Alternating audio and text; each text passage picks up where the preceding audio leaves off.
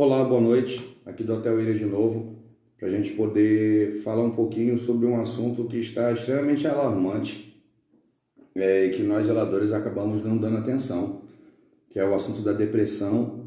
O quanto realmente do que nós enxergamos num tabuleiro de jogo é depressão, o quanto é decepção e de que forma eu faço e como eu vou conseguir atuar com a minha espiritualidade para que eu consiga levar uma solução àquele meu cliente ou filho.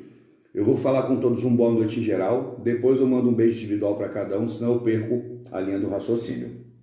Bem, meu colofé, mucuru, mutumbá, meu aré, meu saravá, a todos, para eu poder dar continuidade ao assunto.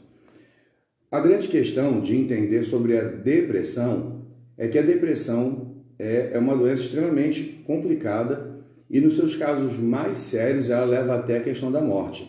A depressão é quando o indivíduo ele está influenciado sobre uma síndrome chamada amotivacional. Ele não tem força para levantar, ele não tem força para comer, ele não tem força para tomar banho.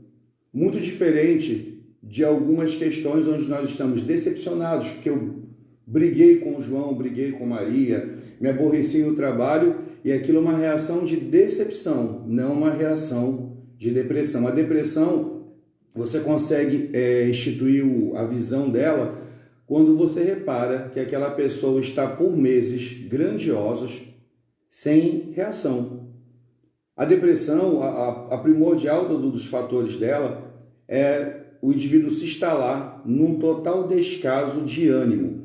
Ele pode ter inúmeras qualidades, pode ser o melhor cozinheiro, o melhor confeiteiro, o melhor costureiro, mas ele não encontra o porquê de continuar a reagir. É muito engraçado que a verdadeira depressão, ela sempre nos atinge ou consegue nos captar nas fases onde nós conseguimos ter uma mudança extremamente grandiosa de vida. Fases essa como a infância, a adolescência, a maturidade, entendeu? Porque a depressão, dentro do caminho das crianças, dos jovens e dos idosos, está toda complexada numa forma normativa que nós tivemos de criação. Nós fomos criados dentro do sistema onde sempre haveria um pai e uma mãe que nos adornaria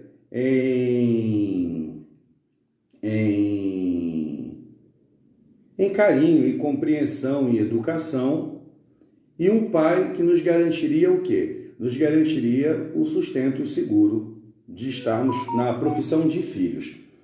Porém, com a questão das liberdades de expressão, as mudanças sociais, a educação, que hoje em dia ela é fatiada e parcelada entre vários, para que uma mãe possa adquirir o local de trabalho, ela tem que deixar o filho com alguém. Então a criança ela já cresce frustrada, não tendo essa proteção que ela almejava e leva isso para o futuro. Quando a gente se depara num tabuleiro de jogo com uma pessoa que ela não consegue reagir, ela não consegue arrumar um emprego, ela não consegue se fixar no emprego, ela não consegue ter um convívio público, ela não consegue executar nenhum fator que leve a ela o empenho em nada, aí você tem que saber classificar se isso é depressão, ou se isso é decepção, ou se isso é diferença de realidade de visão. O porquê disso? A depressão, num contexto como doença, ela consegue compor o quê? Uma debilidade de vitaminas, a questão de você se tornar sedentário, não se motivar e não se mexer, ela vai debilitando o corpo. O cortisol mesmo, por exemplo, é um dos hormônios que despertam o corpo para o start de agir e de fazer. E ele é adquirido através de alimentação, de exposição ao sol e outras coisas. Diferente da decepção, que eu acordo de manhã, eu tenho que entender que alguém vai olhar pela minha dor. Nesse mundo de hoje, onde nós nos encontramos 24 horas por dia, interligados pela internet, até a situação do convívio social foi banido. Nós começamos a observar João e Maria que viajam, tudo é exposto na internet, tudo é colocado na internet. Até que ponto, muito da falta de motivação que algumas pessoas demonstram ter, não está relacionado ao desejo de viver aquela situação. Um dos grandes problemas da decepção está ligado no espelhamento. Quando eu vejo no outro qualidades que o levam a adquirir coisas que eu gostaria de ter. Mas quando eu entendo que eu não consigo executar os mesmos fatores de esforço daquela pessoa, eu começo a desenvolver por aquela pessoa um espelhamento negativo. Eu começo a enxergar nela todas as qualidades que eu deveria ter ou talvez precisasse ter para adquirir aquele tênis, aquela viagem, seja lá o bem que eu queira adquirir. Da mesma forma, a parte motivacional e emocional. Quando eu vou de encontro a um relacionamento, em 80% eu estou indo de encontro a uma coisa que me agrada, responsabilizando o outro por total compromisso de me devolver em tamanho, amor, fidelidade, carinho. E eu chego lá, os convívios já são mais curtos. Eu conheço hoje por um aplicativo, amanhã eu me encontro, eu pratico sexo e a qualquer reação em menos de uma semana que aquela pessoa vai ter comigo de contrariedade, eu não vou suportar a contrariedade. Então todo o amor, todo o sentimento, toda aquela explosividade passional, todo aquele platonismo, ele também acaba. Então quando a gente volta para o assunto da depressão e da decepção, a gente começa, primeiro problema social, a não educação.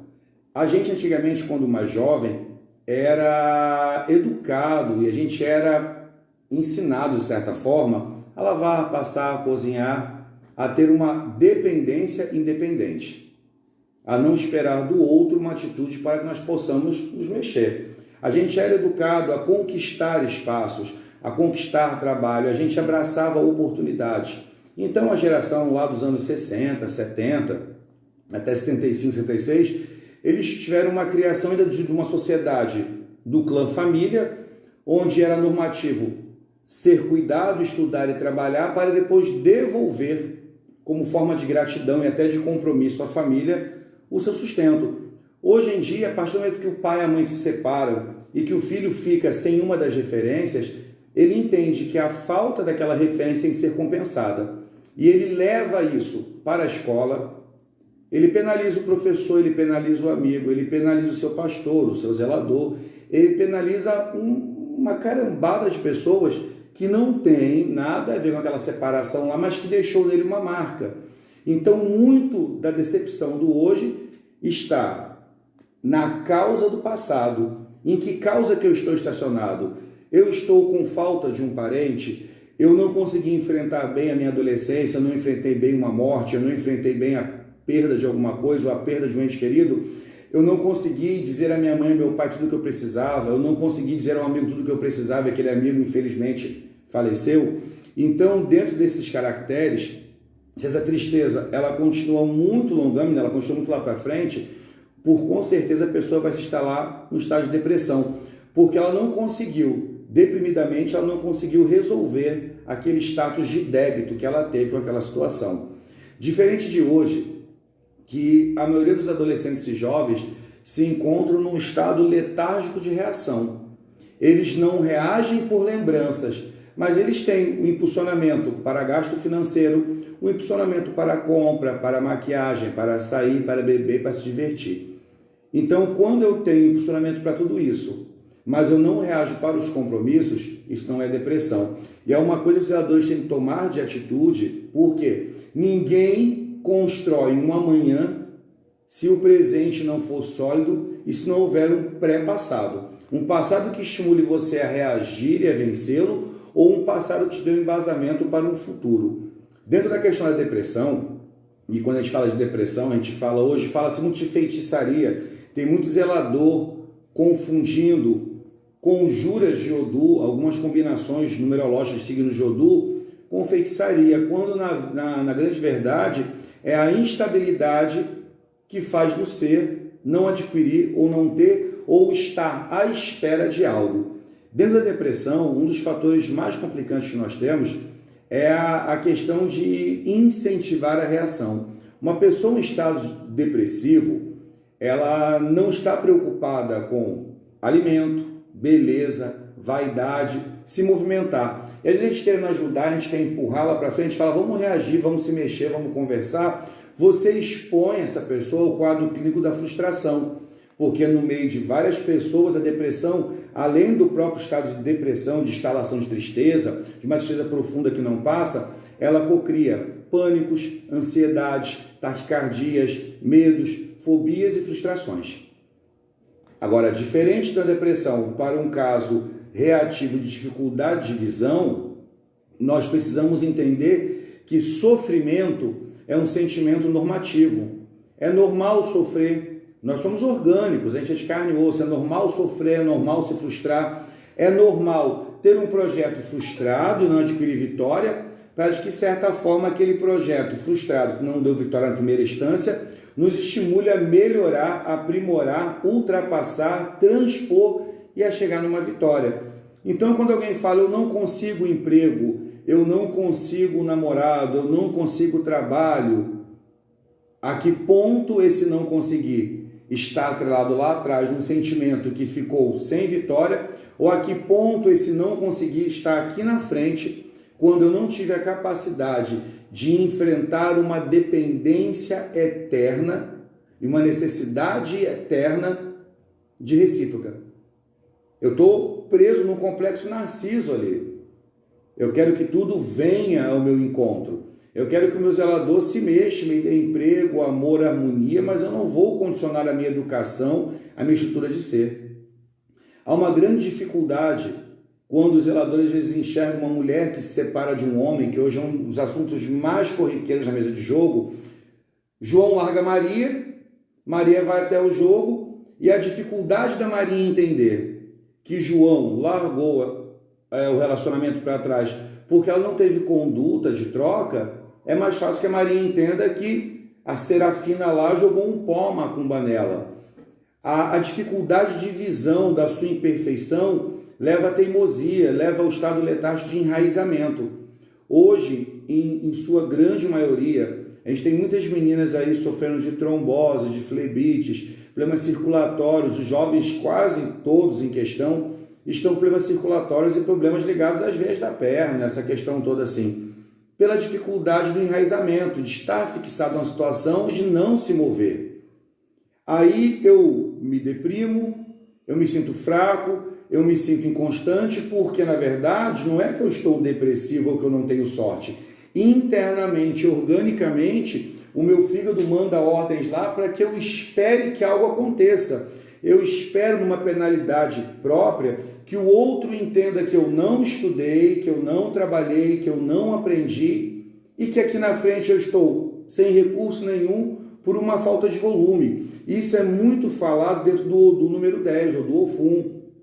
A qualidade e a quantidade do que você herdou da hierarquia. O quanto você possa crescer, o quanto da doença orgânica que você tem é incapacidade de mudança.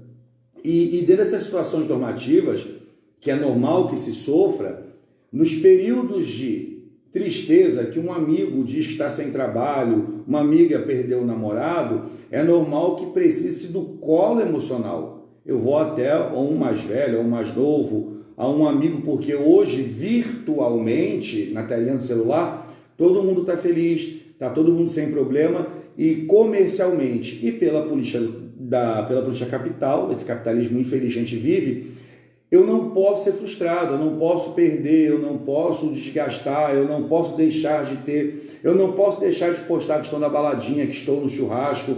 A exposição tem se tornado um fator de realização. E quando eu exponho que eu estou no churrasco, em pleno domingo, 4 da manhã eu estou bebendo e na segunda-feira eu estou sem trabalho, nenhum dos meus amigos, param na segunda-feira à noite ou durante o dia no WhatsApp, que eu acho que o WhatsApp é um veículo muito legal de comunicação, é tudo muito prático, mas eu falo na pessoa do Dr. William. O WhatsApp tem se tornado um inferno. A pessoa, na conduta da ansiedade dela, ela te manda uma mensagem e ela quer resposta imediata, ela não entende que você tem roupa para lavar, cliente para atender, casa para cuidar, entre outros afazeres. Então, o WhatsApp ele se tornou um mecanismo justamente maldito. Até nesse WhatsApp que eu poderia ligar para o amigo e falar assim, o que está acontecendo? Poxa, pelo domingão, você segunda-feira não levantou, não reagiu, não acordou cedo, entendeu? E perguntar por que ele não arrumou trabalho? Não, somente vou lá e falo, nossa, que legal, eu vou curtir um passeio. A necessidade que os seres humanos estão tendo de se tornarem rótulos. Eu sou o bar do seu Joaquim, eu sou a praia, é muito legal compartilhar com os amigos momentos de felicidade. Mas amigo é aquele que está ao seu lado, amigo é aquele que te conhece, amigo é aquele que você briga, discute, que você tem ciúmes, que você vai se meter na vida dele, vai se meter na sua, que você vai participar da vida dele. Amigo é aquele que você diz, estou indo na casa de João, e mãe, pai, seu companheiro ou companheira conhece esse João. Amigo é aquele que tem boa índole. Amigo é aquele que pratica de bom caráter. Então, as amizades virtuais, hoje tão quantitativas, elas também servem como um depósito emocional para dizer, se eu posto que estou na praia, se eu posto que estou dançando, se eu posto minha blusinha decotada, se eu me exponho em busca de alguma troca, que hoje é muito normal a sexualidade em alta, as meninas trocando corpo e beleza por uma noitada e bebida. Nem só pelo fator de realização da prática sexual, mas é a moeda de troca. O homem volta à era das cavernas como dominador, a mulher volta à era das cavernas como ser de beleza, e o capital vai fazendo disso um mecanismo muito grande.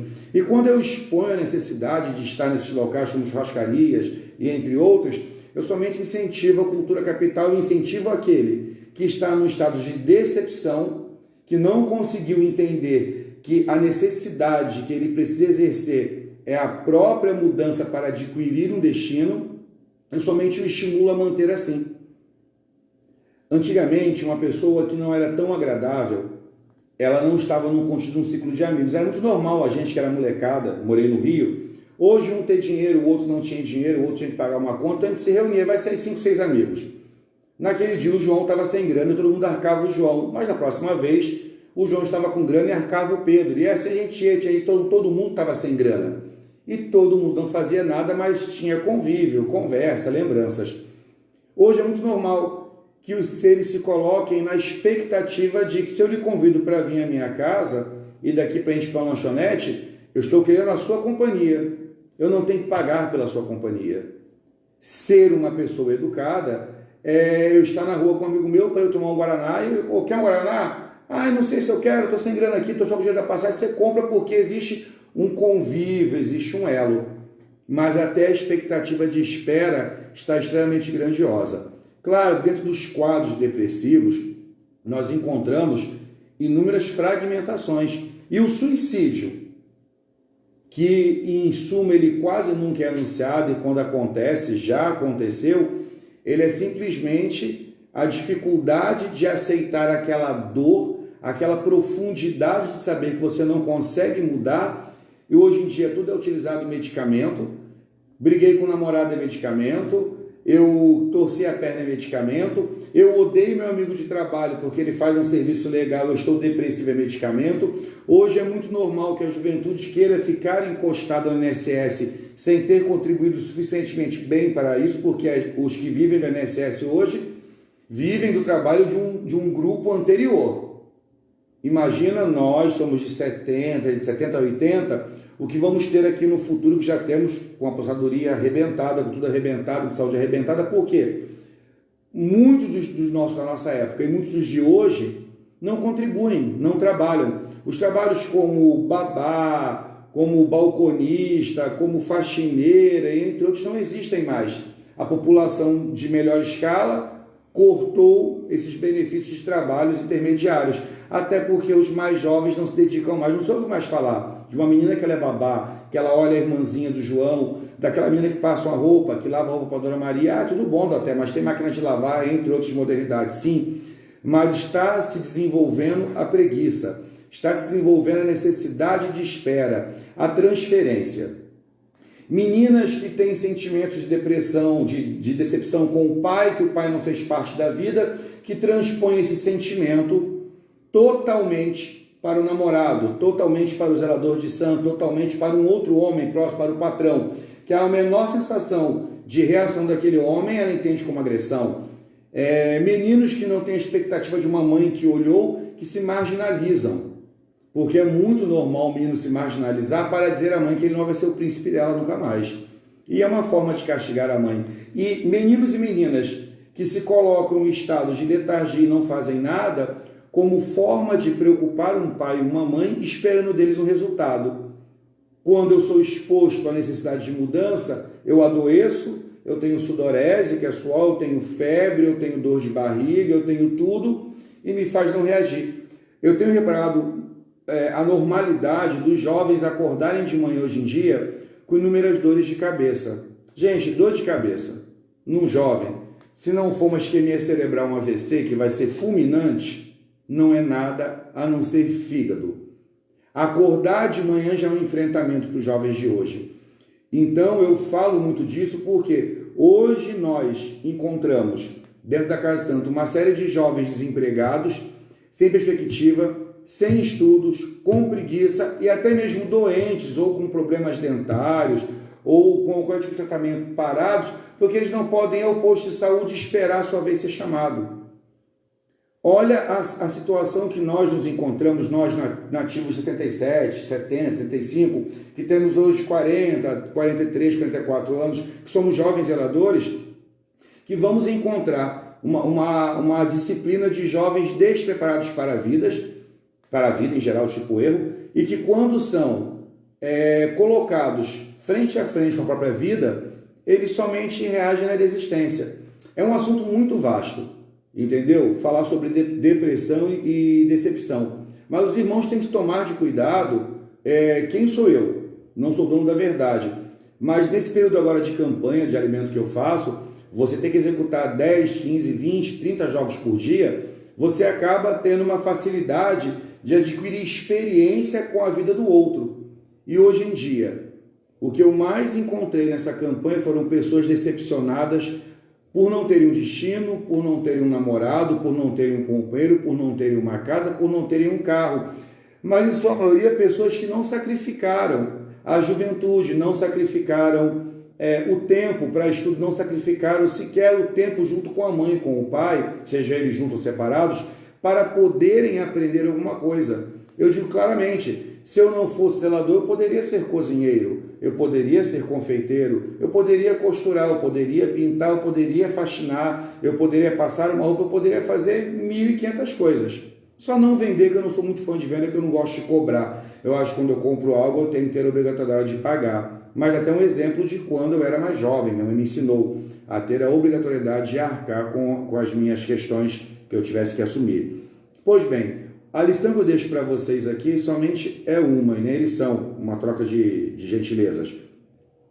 Que nós possamos entender o quanto nós, com a nossa forma de jogar, estamos contribuindo para que o jovem consiga nos boicotar. Eu atendi, dentro dessa época da campanha agora, inúmeras crianças com obsediação satânica, que a obsediação somente era o medo de enfrentamento e separação de pai e mãe. Eu atendi inúmeras jovens que passam pela tão famosa depressão, que se intoxicam de medicamentos porque um dia o noivo largou. Mas são pessoas de arrogância, de agressividade. Não cabe a mim educá-las, cabe ao zelador pontuar. Há um tempo atrás, quando eu fiz uma live sobre a Cabala, eu recebi umas críticas inbox de onde eu haveria tirado toda aquela história da Cabala. Mas a Cabala me ajuda muito a identificar a personalidade pessoal, cada um tem um código de barra. E esse código de barra tem que ser trabalhado. Não adianta você pegar uma pessoa que tem extrema autoridade e tentar entender que ela vai ter facilidade de executar trabalhos de empregado. Ela vai sempre bater de frente com o patrão. Não adianta você tentar pegar uma pessoa que tem dificuldade de várias atividades e ela entender que ela vai ter que trabalhar como garçonete de um botequim, porque, de certa forma, ela não vai ter disciplina para esse bando de agilidade. Não adianta você pegar uma pessoa que talvez venha de um histórico flagelado emocional e querer convencê-la que entre fadas, duendes, elfos, pombagiras, exus, caboclos, preto velhos, ela vai ter vitória sem ter construído nada na vida, que é um dos grandes problemas. Eu admiro muito a juventude da Umbanda, com a liturgia que eles têm de investimento, de estarem sempre no barracão participando, mas até na questão de uma incorporação, de um famoso desenvolvimento, que hoje a gente encontra uma série de jovens de 17 a 19 anos, zeladores de Umbanda.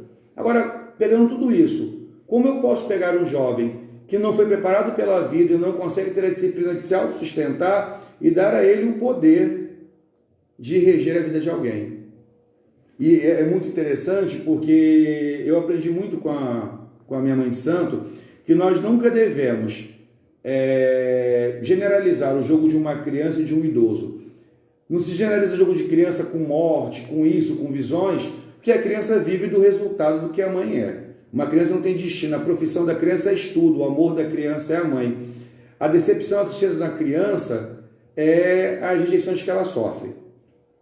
Não se penaliza o idoso, porque você não sabe o quanto aquele idoso sofreu. É muito normal hoje, senhorinhas de 80 anos vão buscar um jogo de búzio, onde elas se encontram paradas, não trabalham mais, são aposentadas, arcam com o peso dessa juventude que não trabalha, porque a maioria das senhoras hoje em dia vive num sistema de depreciação financeira por causa dos atuais netos. Netos esses não trabalham, netos que já geraram bisnetos e que não vão trabalhar. Engravidar virou profissão, infelizmente, a tão famosa Bolsa Família é dada a quem não precisa e quem precisa realmente não adquire. Porque uma mulher que trabalha, que ganha R$ 1.400, ela já não tem direito ao Bolsa Família, porque ela tem uma renda já extra. Estamos gerando, gente, falando de um assunto, estendendo um pouco mais, a gente está aqui, de inúmeros pais de meninos e meninas hoje em dia que não se prevalecem da oportunidade de serem pais. Eles somente fecundam a mulher, a abandonam e me processa. Eu vou pagar R$200 que eu não pedi para ser pai. Fulana me enganou. Peraí, mas a sua educação sexual foi quem fabricou o seu filho. Então, se eu começar a expandir o assunto, ele vai para bastante lugares. O que nos importa hoje é saber, quando tiver com a tábua de jogo, o que nós vamos fazer, quando eu estava falando da questão do idoso. Penalizar o idoso pelos seus sofrimentos é ser um mau olhador. Dizer ao idoso que talvez ele não tenha felicidade, que ele não vai ter sucesso, e o idoso ele sofre pelo envergonhamento que é causado pelo filho do idoso e pelo neto do idoso. Então, às vezes, vale a pena, como o Adriano muito fala, ter um olhar de misericórdia naquele momento. Tentar incentivar, tentar dizer alegria. Até na casa de santo, os idosos querem ser participativos. Eles chegam para a casa de santo com todas as suas implicâncias e limitâncias. E cabe ao zelador tornar isso leve. Não deixar que o idoso assuma o serviço total, porque nas casas de santos acontece muito isso. Os jovens estão o tempo todo fumando, parado, ou trocando mensagens, porque eu me torno incapaz de ir até João perguntar como João está e de esperar que João venha até mim perguntar. É tudo muito prático. Essa praticidade está ligada à pressa e à necessidade do estágio de resolução. Só se resolve algo quando esse algo teve um começo e um meio. O meio é a frustração. Se deu certo, se vai dar. O fim é adquirir o sucesso. Então, quando a gente for calcular depressão e decepção, a gente tem que entender choro e sofrimento, tristeza e decepção se cura com ombro e um apoio verbal e uma voz de estímulo. Depressão se cura com psicoterapeuta, com psicólogo, com psiquiatra, para ele poder administrar neurobloqueadores, e se cura a depressão não estimulando que o outro vá à frente e nem tentando fazer com que ele reconheça o que o debilitou, mas simplesmente deixando aquela pessoa em estado de recuperação. É como se ela estivesse voltando de um coma, ela estivesse voltando de um ataque de embriaguez. Ela volta sem saber o que atingiu, o que a vai atingir e desequilibrada. Então, a gente tem que tomar muito cuidado quando eu falo a gente, porque eu estou contido nesse gueto de zeladores, quando eu quero aproveitar de uma situação orgânica para adquirir bens para a minha pessoa. Houveram alguns casos aqui no interior, cidades ao redor de Campinas, de pessoas que foram levadas ao suicídio por depressão mal curada e depressão alimentada por frases de espiritualistas que disseram que a pessoa iria ou não iria, e a pessoa teve um choque convalescente e o corpo parou totalmente. Eu acompanhei o caso de uma moça que me procurou pela internet, que a filha dela engravidou, não podendo falar que estava grávida para a mãe, abortou porque o namorado havia traído ela, e nessa brincadeira o namorado voltou e o estado dela de enraizamento, sem saber o que ela poderia dizer, o que ela poderia falar, o corpo entrou num eclipse tão louco que ela trombosou dos pés até metade do corpo. Então, gente, depressão causa taquicardia, causa infarto fulminante. Em suma, a maioria desses infartos fulminantes, que está vendo aí em gente jovem, acontece por insônia. Mas fulano tem depressão e dorme o dia inteiro. Mas aí a dor de reação é diferente da dor da espera para resolução.